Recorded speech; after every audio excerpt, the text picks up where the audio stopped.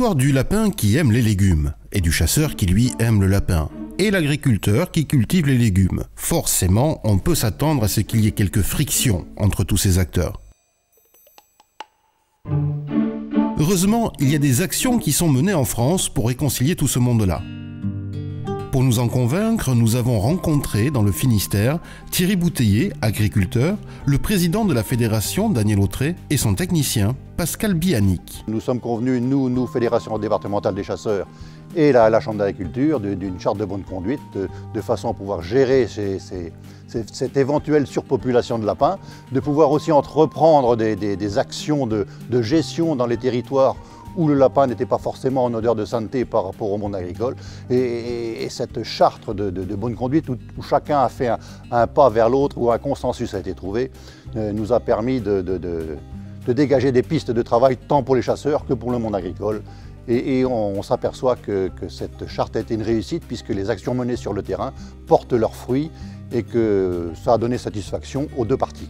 La restauration d'une population de lapins sur mon exploitation m'a permis de rencontrer le technicien en charge du dossier et de construire avec lui des vraies relations de partenaires pour apprendre à connaître l'espèce, la maîtriser et maîtriser la problématique des dégâts qui peuvent être occasionnés par cette population qui est en forte augmentation.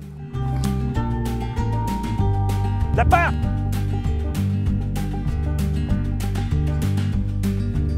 Le lapin est lié à beaucoup de paradoxes. C'est une espèce qui se gère sur des petites surfaces, de quelques mètres carrés à 1 hectare, son domaine vital. Donc on peut avoir dans certaines situations des problématiques de surpopulation et dans d'autres des problématiques de disparition totale de l'espèce. Donc c'est pour ça qu'a été basée la politique fédérale de la Fédération des chasseurs du Finistère sur une réflexion de l'aménagement du milieu et de la prévention et la protection. Donc ça, ce sont les deux socles de base indispensables à mon avis en tant que technicien pour avoir des belles populations sur le terrain à l'échelle du département. Le lapin, bienvenue à demi. On ne sait pas trop. Loïc Verriel, bonjour. Bonjour. Vous êtes le président de l'ACCA de Chouilly dans la Marne et vous êtes quand même l'homme le plus heureux du monde. Vous avez le champagne et les lapins, même à profusion, puisque si mes comptes sont bons, vous en avez eu une année 4350 sur un territoire qui fait moins de 1500 hectares. Comment est-ce possible? Le secret, c'est d'avoir des garennes. On a des garennes nombreuses qui sont bien protégées. On estime qu'une des garennes comporterait plusieurs centaines de gueules. Alors, le sujet, c'est vraiment le lapin est-il le bienvenu? On est dans une zone où le vin de champagne, ça coûte de l'argent. Le nombre de lapins est quand même extraordinaire, les lapins que vous prélevez chaque année. Ça se passe bien avec le monde agricole? L'essentiel des chasseurs de la commune sont viticulteurs. Le lapin, effectivement, peut poser quelques difficultés pour la culture de la vigne, mais n'est pas rédhibitoire pour la culture de la vigne. Et on est un savant équilibre entre la récolte et le travail de la vigne et le prélèvement des lapins pour que tout le monde y trouve son compte. Alors justement, on va parler maintenant des prélèvements de lapins. Comment ça se passe? Comment vous l'organisez? On commence la saison par des battues dans les vignes. On fixe le nombre de battues en fonction de la population estimée. On poursuit par la chasse devant soi aux chiens d'arrêt. Et enfin, on furete beaucoup. Et on adapte le nombre de furetages à la population de lapins. En fait, on arrête le furetage quand on prélève moins de 100 lapins.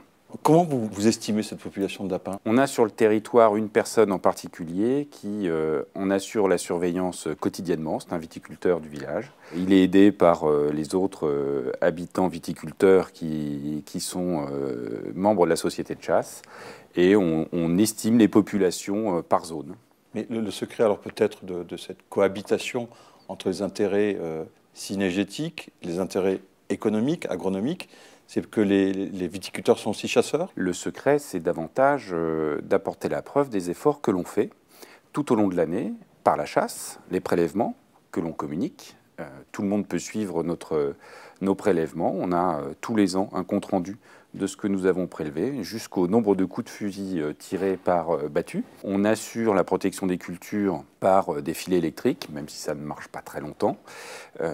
On est engagé dans le suivi de la chasse. Il y a combien de chasseurs sur votre commune et est-ce qu'il y a un engouement de ces chasseurs pour le lapin? Est-ce qu'ils sont contents de chasser le lapin ou est-ce qu'il y a un moment, ils saturent un petit peu? Alors, on est 46 actionnaires, ou 47. Tous sont mordus par la chasse au lapin. Il y a un véritable engouement et on le mesure en début de saison. En fait, nos 2 premières battues sont très attendues. C'est deux battues qui nous donnent un petit peu le pouls de ce que sera la saison. La première battue a eu lieu il y a une semaine. On a prélevé 144 lapins pour 523 coups de fusil, puisque nous comptons les coups de fusil dans les vignes. C'est un exercice particulier dans les vignes. Hein. Les vignes ont encore leurs feuilles et il est difficile de... On ne peut tirer que dans sa route. On ne voit pas le lapin arriver. On ne le voit pas partir. On doit donc faire confiance à son voisin qui va nous annoncer lapin à gauche, à 25 mètres, à 30 mètres. Et on doit adapter son coup de fusil et avoir un œil sur la route d'à côté.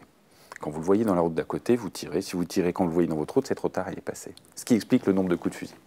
Donc ça, c'était il y a une semaine. Et samedi dernier, on a fait notre 2e battue. On a prélevé 111 lapins pour 538 coups de fusil cette fois-ci. Aucune mesure en faveur du lapin. Vous n'avez aucun aménagement.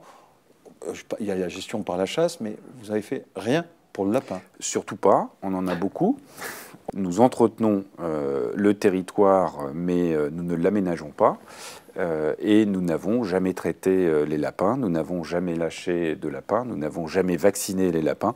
On n'a jamais rien fait de la sorte. Vous régulez les prédateurs ou il y a une telle quantité de lapins que finalement les prédateurs n'ont pas un rôle énorme sur cette population? Alors on régule les prédateurs plutôt pour préserver le perdreau. D'accord. Pour ce qui est du lapin, je pense que ça n'a pas d'incidence. Et surtout quand il y a une population aussi pléthorique. Surtout quand il y a une population aussi dense, et d'ailleurs on suit nos prélèvements de renards et il n'y a pas de relation de cause à effet entre les hausses et baisses de lapins en fonction des hausses ou baisses de prélèvements de renards. C'est ce qui a mené la Fédération nationale des chasseurs il y a quelques années à engager cette fameuse réflexion et cette année sur le lapin qui a débouché à quelques mesures, mais au final on se rend compte qu'il y a plus un problème entre en effet la relation agricole et chasseurs. C'est-à-dire que le retour du lapin n'est pas possible partout parce qu'il y a de tels enjeux agricoles. Chez vous, ça se passe très bien, mais ce retour du lapin est craint par beaucoup d'agriculteurs. Les enjeux sont les mêmes. Oui. La puissance agricole dans notre département est extrêmement forte, y compris sur notre commune où il y a de très belles exploitations. Ça se passe bien. Je pense que ça se passe bien parce que tout le monde a toujours vécu avec le lapin. La clé, peut-être, c'est que le lapin n'a jamais quitté le territoire et le chasseur avec le lapin, de telle sorte que le monde agricole est habitué à cette présence qui peut peser dans le résultat économique, mais il sait qu'il peut compter sur le chasseur aussi. Je pense que c'est une clé majeure. Je pense même que c'est la raison pour laquelle, aujourd'hui, on a un équilibre entre le monde agricole et le monde de la chasse. Monsieur Verriel, je vous remercie de nous avoir rejoints, d'avoir apporté ce témoignage extrêmement fort. Je le rappelle, un prélèvement ayant dépassé les 4000 lapins sur un territoire de moins de 1500 hectares, c'est absolument extraordinaire.